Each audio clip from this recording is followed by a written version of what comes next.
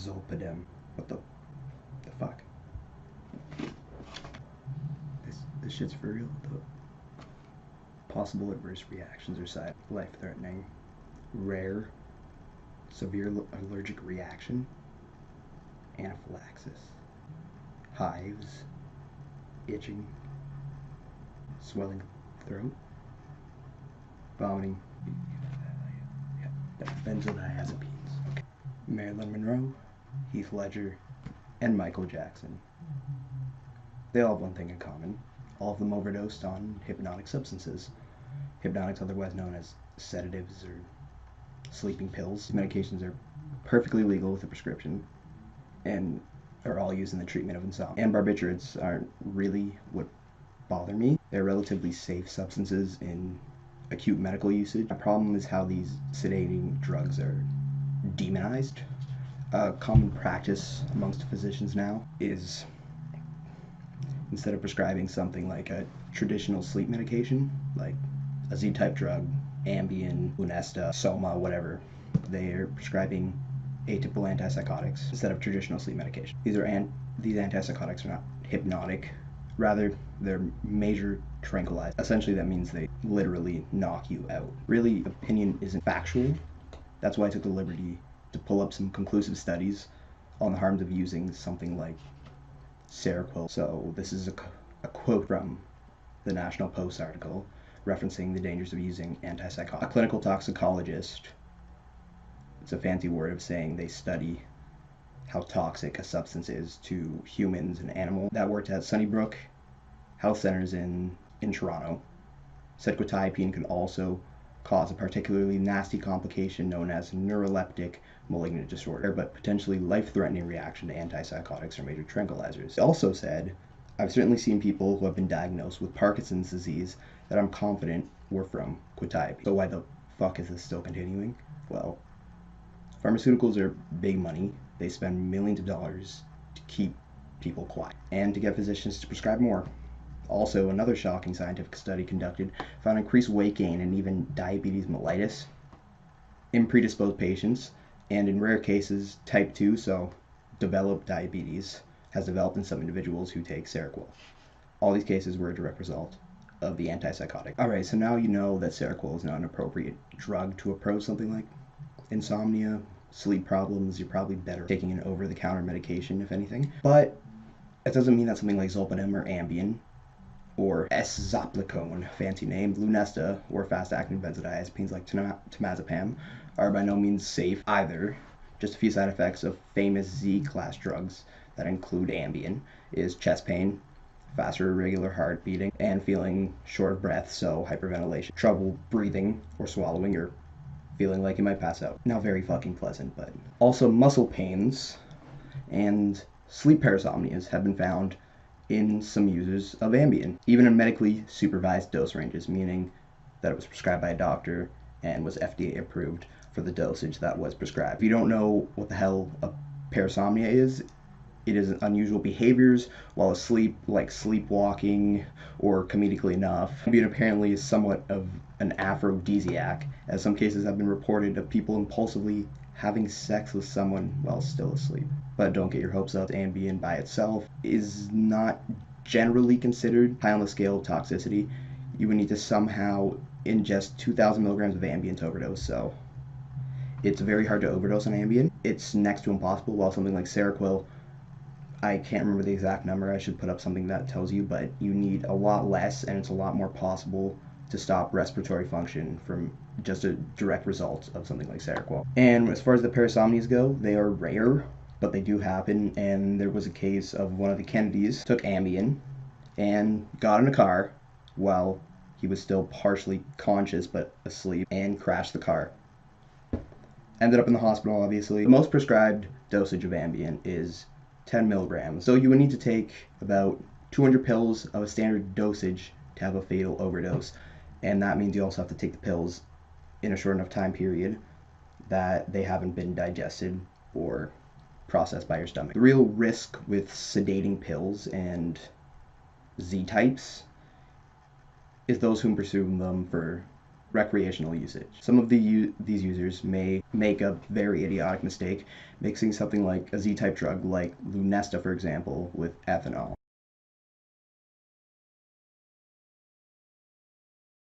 Ethanol is the active compound contained in things like whiskey, beer, or any alcoholic beverage for that matter. The fact is that booze is a drug, and it's a depressant. That falls into the category of a downer. The problem is that sleeping pills also fall in the same category as ethanol. As they're both downers, they both activate the same GABA A receptor in the brain. Take one thing that's a downer, and then you take another thing that's a depressant, which is also a downer. When mixed together, it doubles the effect. And since they're two separate substances, your body processes them as two separate, I wouldn't say two separate neurotransmitters, but they're recognized as two separate foreign substances, so they're processed in themselves to create double the effect because both of them are taking action at once. So what does that mean? When both of them are used in combination, they quite literally double down the sedation. The risk is less of an overdose due to bodily toxicity, but instead the possibility of dying due to over-relaxation of the central nervous system. Along with alcohol, various other unsuspected prescription psychoactives also interact greatly with these drugs. Benadryl, diphenhydramine, over-the-counter antihistamine. You can take it for sleep, allergic reactions, anaphylactic shock, a lot of different shit, but it's over the counter, so you can just go to your local Shoppers Drug Mart and you can buy it. And if you're prescribed something, for example, thiopental, which is a barbiturate, really unlikely, but let's assume that this did quite literally die from mixing these two, because it will relax your central nervous system to the point that you can't effectively keep your body running. Blood stops flowing as fast, you can't oxygenate the blood, so it's a lot harder and it puts a lot of strain on your body. But lots of people use this pill to sleep simply because it's legal. So diphenhydramine, people pick it up as something for sleep. So maybe you're taking thiopental for your epilepsy. You wouldn't really expect something of two different variants of mental disorders and what they're used for to interact with each other, but they do. So opioid, selective serotonin reuptake inhibitors, so SNRIs, SSRIs, tricyclics, and Seroquel, or any other atypical or traditional antipsychotic, with Ambien, with Lunesta, with Soma, with Benzodiazepines, with barbiturates, with fucking anything, pretty much, that has a depressant effect on the body. They interact with each other. Just not a good idea. So, if you think that's the only concern with sleep-inducing compound, you're fucking wrong. Another epidemic has become widespread, and that's dependence. After all, they are drugs. Tolerance builds very quickly to a lot of these substances, less so with Ambien, but it still does happen. There are tons of cases that prove it, and hence the reasoning for exponential decreases in long-term prescriptions. So you can't just go to your psychiatrist anymore out of nowhere without trying anything else. He's not just going, or he or she is not just going to unhesitantly prescribe you a traditional sleep medication because of the risk of dependence. And it's sometimes really hard to detect if somebody's dependent or is misusing something, because you can't really tell. You can't do a drug test because if it's been prescribed, the drug test doesn't really show how much is in the blood and how much just came out in your urine. Rather, it just tells you if it's present or not. So it's not going to tell you if you're overusing it, and plus that would be really hard to find because it does dilute out of your system very quick. So let's say you're aware of the harm, so you know everything, you know all the risks to what this could do to your body, but find the beneficial pros be far superior to the cons. How can you avoid withdrawal from these drugs? So let's assume you're using them medically. Withdrawals off these drugs are fucking horrendous.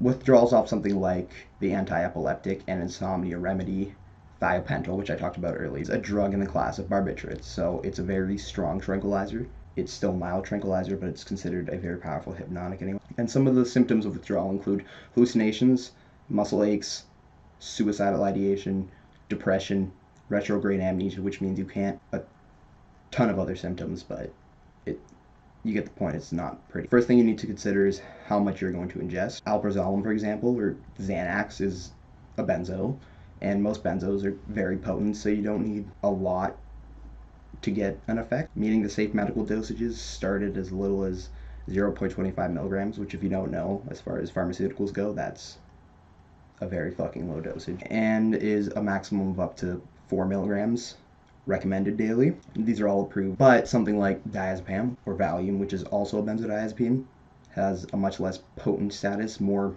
regular, and the range is from 5 to 20 milligrams, although you can go over that either with your own consent or a doctor's consent, if they please. It'd be pretty fucking stupid to give you more than that, but they have the ability to. But just because it's a recommended dose range does not mean that you won't have any adverse side effects.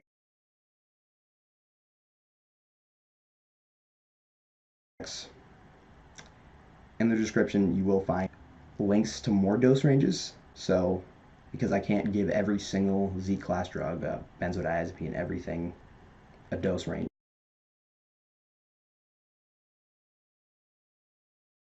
Let's assume you don't need this for medical purposing, so you don't need the pill for medical purpose. You instead desire euphoric effects, so the numbness, the depersonalization of these substances. A common dose for more euphoric effects is generally 20 to 30 milligrams for Ambien.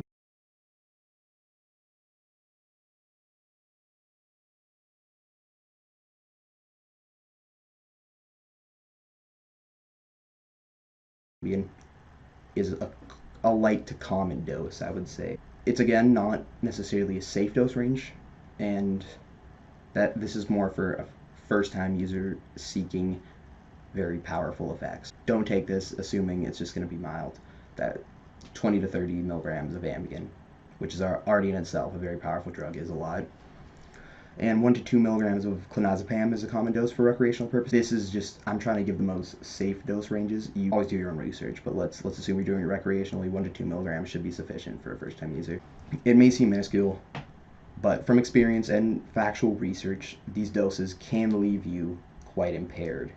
Never ever use any of these drugs, especially at such a high dose, while driving or doing something that requires clear mind attentiveness.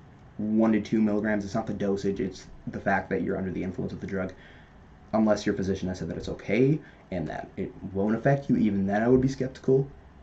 Probably get a new physician if they're telling you to drive on Ambien because you're supposed to be fucking sleeping. That they do, still don't. It's dumb.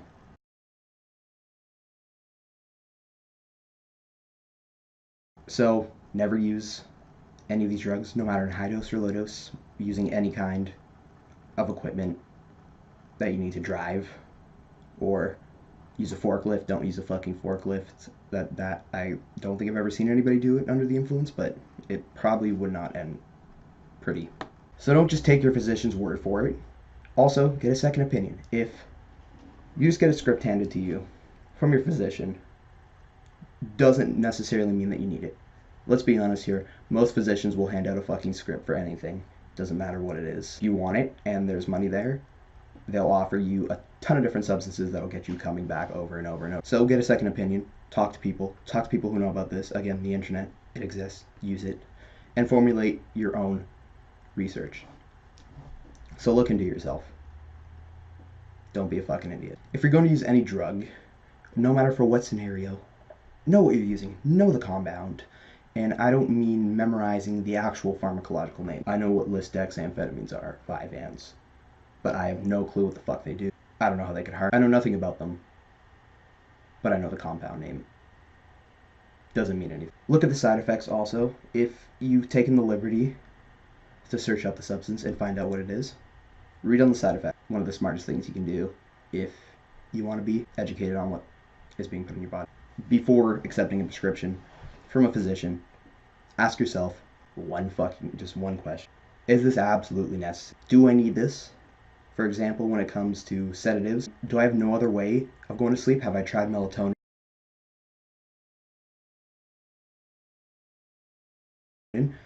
Have I even tried diphenhydramine? It's not the safest. If it's just acute insomnia that happens every once in a while, it's not a big deal to try something like melatonin or diphenhydramine, although I don't recommend melatonin necessarily because there's not really a lot of research on it. But if it is absolutely necessary, you have unbearable insomnia.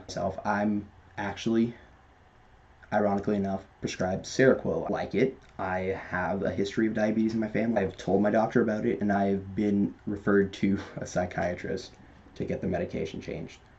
And that's actually kind of part of the reason for discussing this. But read up on some of these sedatives. So if you're planning to use them, read up on them and decide the best option for you, because a solid source. Get a fucking book. Just do it.